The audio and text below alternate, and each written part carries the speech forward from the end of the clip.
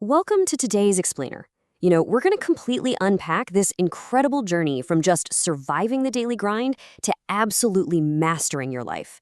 We are taking a really hard, unvarnished look at the actionable strategies that separate the people who stay stuck from the ones who actually thrive. We'll be talking about everything from the quiet habits of a night shift cleaner to century-old Japanese wealth secrets, and finally, some brutally honest rules of human nature. So if you've ever felt like your life is just kind of spinning its wheels, you are exactly in the right place. Let's get into it. Now, this quote right here, a poor routine can destroy a rich dream. Wow, right? It instantly reorients our whole perspective. We spend so much time obsessing over the size of our dreams. But the truth is, most people don't fail because their dreams are impossible. Not at all. They fail because their daily routine is just weak. They desperately want a better life, but they avoid building better habits. And the stakes here are massive, guys. Your future isn't usually lost in some grand disaster. It's lost quietly, day by day, simply through a lack of discipline. So to get you from where you are right now to where you want to be, we've got a super clear roadmap for today. We'll start with part 1, the power of 1 hour. Then 2, refusing to stay broken. 3, the Japanese wealth secret. And finally, 4, becoming dangerously smart. All right. Part 1, the power of 1 hour, and how it literally changes your destiny step by step. To really grasp this, we have to look at the story of Lucas. He was a hardworking 29-year-old cleaner, and his entire life shifted after a totally random encounter with a bookstore owner. So, Lucas was working these grueling night shifts at a train station in Portugal, basically feeling completely invisible. Well, this bookstore owner tells him, books are for people who want their mind to escape before their life does. And she gave him this exact 3-step framework. Step 1, start tired and small. Step 2, dedicate 1 quiet hour daily to your future. And step 3, practice consistency over motivation. So that's what Lucas did. He started waking up after those exhausting shifts to study for just 1 honest hour. He didn't sit around waiting for a burst of motivation. He relied entirely on pure consistency. And the absolutely crucial takeaway here is this. Small actions repeated daily quietly defeat years of failure. Over the next 2 years, that single hour a day compounded like crazy. Lucas improved his English, he learned customer service, and eventually, he opened his own coffee kiosk at the exact same train station where he used to scrub the floors. He changed his whole reality, not with some massive, dramatic leap, but by realizing that your future is built on the small promises you keep to yourself when nobody else is watching. Moving on to part 2, refusing to stay broken, the power of endurance. Look, habits are great, absolutely, but life happens to all of us. At some point, you are going to face unexpected tragedy, maybe a financial hit or a broken heart. You will be damaged, it's just a fact. And when that damage hits, it leaves a mark. But here's the thing, you get to choose what kind of mark it is. You've got the mark of defeat, which is just giving up and retreating when things get tough. But then you have the mark of victory. That's taking that damage and using it as literal fuel to get tougher, smarter, and faster. Actually, scratch that. It's not just fuel, it's an opportunity. Every single time you break, yes, it's a chance to fall apart, but it is equally an opportunity to rebuild yourself into something so much more resilient. Because it is staying with the breaking that produces the blessing. Right now, if you're going through a tough time, think of it like walking through a valley between 2 competing voices in your head. One voice is all about worry, grumbling, and blaming everyone else. The other voice? That's wisdom, gratitude, and faith. You have to find a vital reason to keep pushing forward, whether that's your family, your future, or honestly, just proving to yourself that you have staying power. If you are willing to fight your way through those wretched, dark places, you will rise up and you will remain unbroken, for sure. Okay, let's pivot to part 3, the Japanese wealth secret. We're talking mindful spending here. Because let's be real, if you don't actually control your spending, making more money just speeds up how fast you waste it. And that brings us to Kakeibo. Now, this was invented way back in 1904 by Japan's very first female journalist, Hani Motoko. It is a mindful household financial ledger philosophy. Notice I didn't say it's an app. It's a physical book and a pen. See, in our modern world, spending is practically invisible. You tap a card or your phone and you feel zero pain.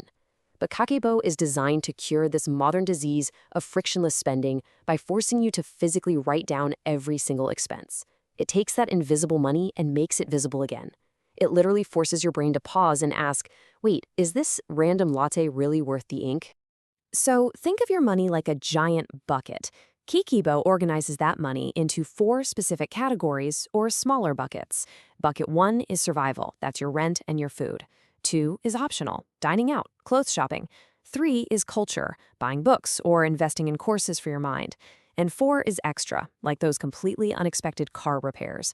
Now, I want you to pay very close attention to bucket number 2, optional. That right there is your leaky bucket. That is exactly where the battle for your personal wealth is won or lost. To patch those leaks, Kakeibo introduces a brilliant, mandatory 30-day waiting period for anything in that optional bucket. See something you want? Cool. Write it down, and then wait 30 days. This is a total game changer because it completely kills that dopamine shopping loop that corporations spend billions of dollars trying to trap you in. 90% of the time, after those 30 days are up, the urge to buy that thing is completely gone. You literally just saved money by doing absolutely nothing. How great is that? Now, this entire financial philosophy connects deeply to another Japanese concept called monozukuri. It's this profound respect for materials and craftsmanship. It essentially encourages you to, polish your old shoes before rushing out to buy new ones, or stitch up a ripped short instead of just trashing it. In today's hyper-consumerist world, repairing your possessions isn't just about saving cash. It's honestly an act of rebellion. It puts you in the driver's seat as the master of your material world and completely widens the gap between what you earn and what you spend. All right, part 4, becoming dangerously smart, navigating reality. We're shifting gears a bit here because habits and budgets, they are great, but they aren't enough if you don't actually understand human nature. Let's take a look at how the real world actually operates. To truly survive and thrive, you need to internalize these 7 Machiavellian mental shifts. 1. Watch behavior, not words. 2. Self-interest rules everyone. 3. Fairness is a lie. 4. The rules don't apply to all. 5. Enemies pretend to be friends. 6. Weakness invites attack. And 7. You are in a game. Once you really absorb these, you transition from being naive to being dangerously smart. It's the kind of smart that kind of makes people a little nervous because they know they can't play you anymore. Let's look really closely at that first crucial shift, words versus behavior. Words are just a cheap performance. They're the tools people use to manage your perception and get exactly what they want in the moment. Behavior, on the other hand, that is the unvarnished truth. If you want to stop being confused by why people keep hurting you or letting you down, you have to stop listening to what they say, period. Watch their reliable patterns instead. The second you start only believing behavior, manipulators completely lose all their power over you. This next one completely shatters the fairy tale we were all sold as kids. You have how things should be versus how things actually are. We all desperately want to believe the world rewards hard work and pure merit, but it doesn't. The system actually rewards strategic positioning, leverage, and timing. Complaining that the system is unfair changes absolutely nothing. The people at the very top, they know the world isn't fair, and they play the reality of the board in front of them, not the fairy tale. And that brings us to a really harsh truth about the people around you. Proximity is danger. Think about it. You can't be betrayed by a known enemy. You can only be betrayed by someone you actually trust. People who want to take from you will get close. They'll smile, they'll learn your secrets, all so they can prioritize their own self-interest when the timing is just right. You have to be incredibly careful about who you let into your inner circle, because the deceiver is always looking for someone willing to be deceived. Because of that whole proximity danger, you have to remember this. Weakness invites attack. Modern society loves to tell us that broadcasting all our vulnerabilities makes us brave, but in a highly competitive environment, oversharing just paints a massive target on your back. It lowers your status and literally hands predators the exact ammunition they need to use against you later on. Keep your struggles private. Work on them in silence. Solve your problems quietly and only show strength publicly. Which leads us to the ultimate realization. And the final provocative question I want to leave you with today. Are you a piece or a player? Listen, you are in a game whether you actively choose to play it or not. And passively refusing to be strategic, that doesn't make you virtuous. It just makes you a pawn in somebody else's strategy. It is time to stop being naive. Master your habits, guard your resources fiercely, and start making strategic moves. So I'll ask you one more time. Are you a piece or a player? Really think about it. Thanks for hanging out with me, and I'll see you next time on The Explainer.